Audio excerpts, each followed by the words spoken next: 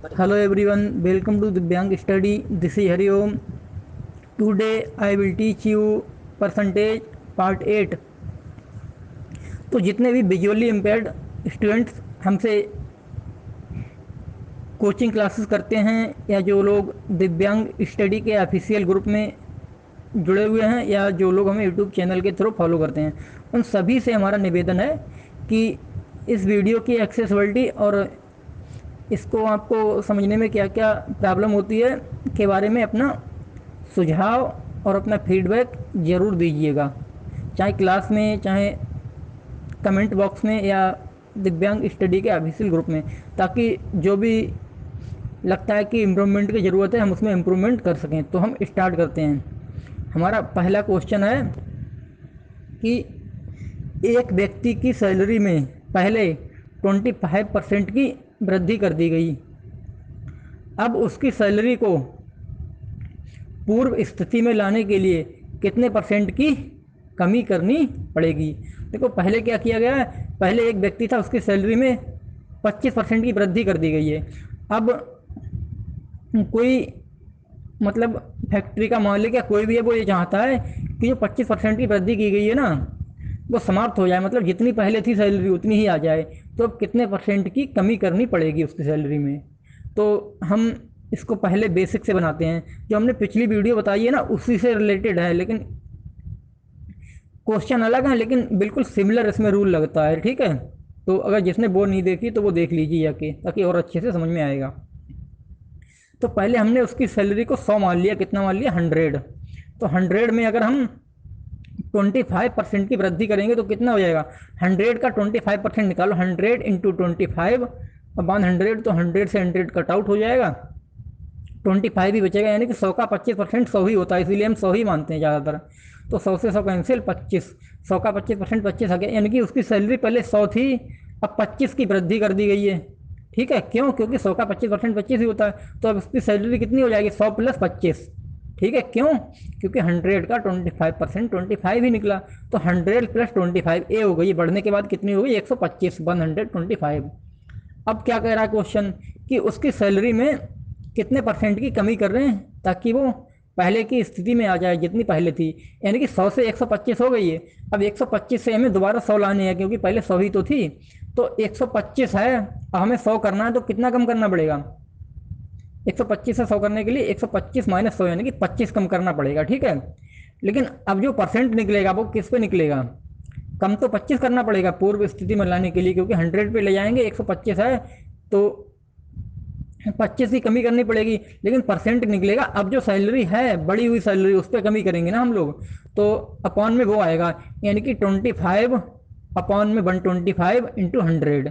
तो 25 से नीचे जो 125 है वो कट जाएगा 5 टाइम में, तो ऊपर 100 है, तो 5 से 100 को काट देंगे 20 बार में, यानी कि 20%।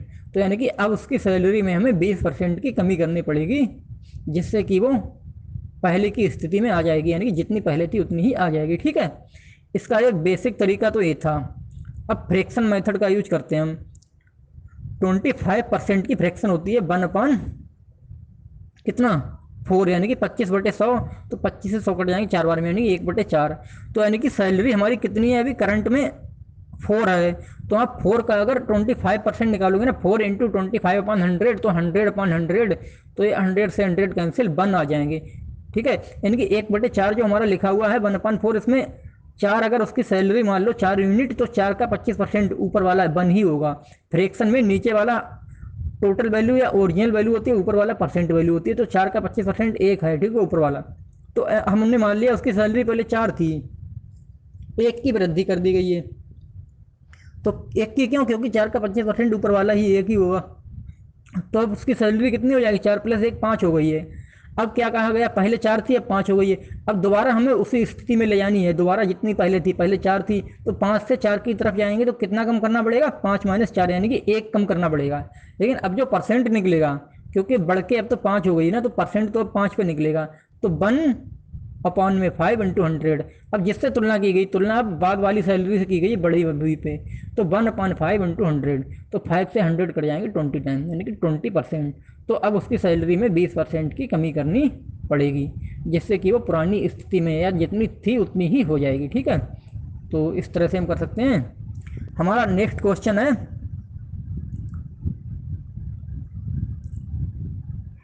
एक वस्तु की कीमत में, ठीक है, 20% की कमी कर दी गई। ठीक है, अब उस वस्तु की कीमत को दोबारा पुरानी स्थिति में लाने के लिए कितने परसेंट की वृद्धि करनी पड़ेगी। ठीक है, तो सेम क्वेश्चन है लेकिन इसमें कमी कर दी गई, उसमें पहले वृद्धि की गई थी। तो हमने मान लिया उस वस्तु की कीमत कितनी थी, पहले 100 थी। अब 100 का 20% निकालो, 100 इंटू 20/100, तो 100 से 100 कट आउट यानी कैंसिल आउट होगा, 100 से 100 तो 20, यानी कि 100 का 20% 20 ही होगा। तो उसकी कीमत पहले कितनी थी, 100 थी, अब 20 कम हो गई है तो कितनी रह जाएगी, 100 माइनस 20, यानी कि अब 80 रह गई है। ठीक है, अब उसने पूछा है कि दोबारा उसकी कीमत को मतलब उसी स्थिति में लाने के लिए, पहले कितनी थी, पहले 100 थी, अब 80 हो गई।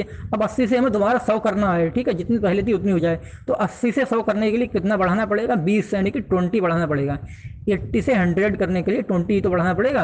अब लेकिन परसेंट किस पे निकलेगा, अब जो करंट में हो गई है, कम हो गई है ना कीमत, तो कम वाली कितनी है, 80 है, तो परसेंट निकलेगा अब 80 पे, यानी कि 20 बढ़ानी पड़ेगी 80 से 100 करने के लिए, और अपॉन में कौन सा रहेगा, 80 रहेगा, क्योंकि अब कंपेरिजन किया गया है बाद वाली से।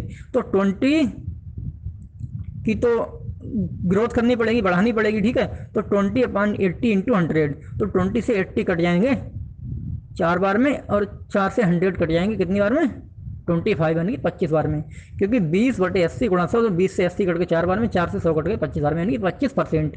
तो अब उस वस्तु की कीमत को 25% बढ़ाना पड़ेगा, जिससे कि वह दोबारा से उसी स्थिति में आ जाएगी। तो क्या हो जाएगा, answer of this question is 25%।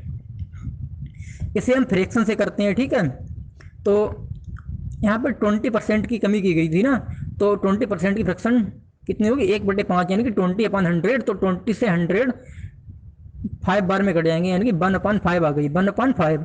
तो 1/5 हमें ये बता रहा है पहले उसकी 5 थी, और 5 नीचे वाली टोटल यूनिट ओरिजिनल है, तो ऊपर वाला उसका परसेंट वैल्यू 20 की, यानी कि 5 का 20% ऊपर वाला ही होता है फ्रैक्शन में।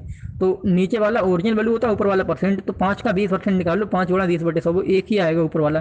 तो 5 थी और एक कम हो गई है, एक क्यों, क्योंकि 5 का 20% एक ही होगा, 5 गुणा 20/100, तो 100/100, तो 5 थी एक कम हो गई, अब कितनी बची, 4 बची है। अब हमें अब कम होकर 4 हो गई, अब हमें दोबारा से 4 से 5 करना है, तो कितना बढ़ाना पड़ेगा, 4 से 5 करने के लिए 1, लेकिन एक किस पे बढ़ाना पड़ेगा, अब 4 पे बढ़ाना पड़ेगा, क्योंकि अब करंट में अब 4 हो गई थी हमारी कम होके। अब 4 से 5 करने के लिए 1 बढ़ाना पड़ेगा, लेकिन अब परसेंट निकलेगा वो 4 पे निकलेगा, तो 1/4 इंटू 100, तो 4 से 100 कट जाएंगे 25 बार में, तो यानी कि 25% of the answer is of this question, 25% is the answer of this question. तो ये हो जाएगा। ठीक है, एक फ्रैक्शन वाला क्वेश्चन हम करवाते हैं। तो यहाँ पे हम इस वाले में हो सकता है थोड़ा कन्फ्यूजन हो गया हो, तो क्या होगा, 25% की वृद्धि करनी पड़ेगी उस वस्तु की कीमत को दोबारा उसी स्थिति में लाने के लिए, पूर्व स्थिति में लाने के लिए। ठीक है, तो हमारा अगला क्वेश्चन है कि फलों की कीमत में, ठीक है, 16 सही 2/3% की वृद्धि कर दी गई। ठीक है, अब फलों की कीमत को दोबारा पूर्व स्थिति में लाने के लिए कितने परसेंट की कमी करनी पड़ेगी।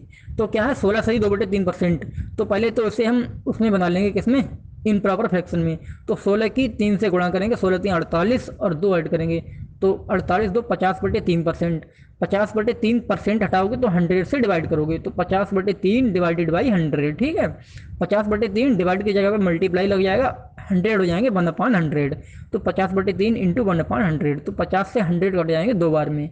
तो अब यानी कि नीचे कितने हैं, 3 और 2, यानी कि 1/6 आ गई है, यानी कि 16 सही 2/3% की फ्रैक्शन कितनी 1/6। तो 1/6 इज द फ्रैक्शन ऑफ 16/3%। ठीक है। तो 1/6, तो 1/6 में हमें नीचे वाली ओरिजिनल यानी कि पहले जो फलों की कीमत थी, प्राइस थी, वो कितनी थी 6 थी, 6 यूनिट के बराबर। और 6 का 16 से ही 2/3% निकालोगे ना, तो ऊपर वाला परसेंट वैल्यू होता है फ्रैक्शन में 1/6 में। नीचे वाला ओरिजिनल होता है, ऊपर वाला फ्रैक्शन। नीचे वाला 6 ओरिजिनल है, तो 6 का 16/3% 1 ही होगा। तो पहले 6 थी कॉस्ट ऑफ द फ्रूट्स, अब कितनी हो गई 1 का इंक्रीमेंट हो गया। तो 1 क्यों, क्योंकि ये परसेंट वैल्यू ऊपर वाली क्या है परसेंट वैल्यू 16/3%। 6 का 16/3% 1 ही होगा। तो 6 थी, अब 1 का इंक्रीमेंट हो गया, तो अब 7 हो जाएगी। ठीक है। अब हमें दोबारा बोल रहा है कि उसी स्थिति में लाने के लिए कितनी कम करनी पड़ेगी कॉस्ट। तो 6 से पहले 7 हो गई है, अब 7 बड़ी हुई है, अब हमें दोबारा कम करना है। तो 7 से 6 लाने के लिए कितना करना पड़ेगा कम, 1 कम करना पड़ेगा। लेकिन अब जो परसेंट निकलेगा वो 7 पे निकलेगा, तो 1/7 इंटू 100, तो ये परसेंट में आ जाएगा, यानी 100/7%, 100/7%।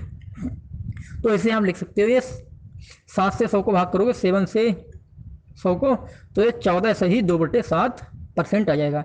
यानी कि अब फलों की कीमत को 14 से ही 2/7% कम करना पड़ेगा, जिससे कि वो पुरानी स्थिति में आ जाएंगे। ठीक है।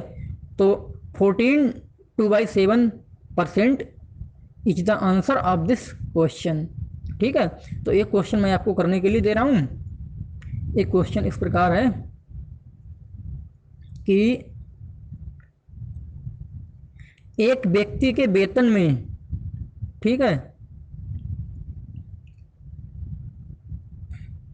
30% की वृद्धि कर दी गई है। कितने की 30% की वृद्धि कर दी गई है। अब उसके वेतन को कितने परसेंट कम करें कि वह पुरानी स्थिति में आ जाए। तो इस क्वेश्चन का आप लोग हमें रिस्पॉन्स करना, अगर प्रॉब्लम है तब हम लोग ग्रुप में बताएंगे।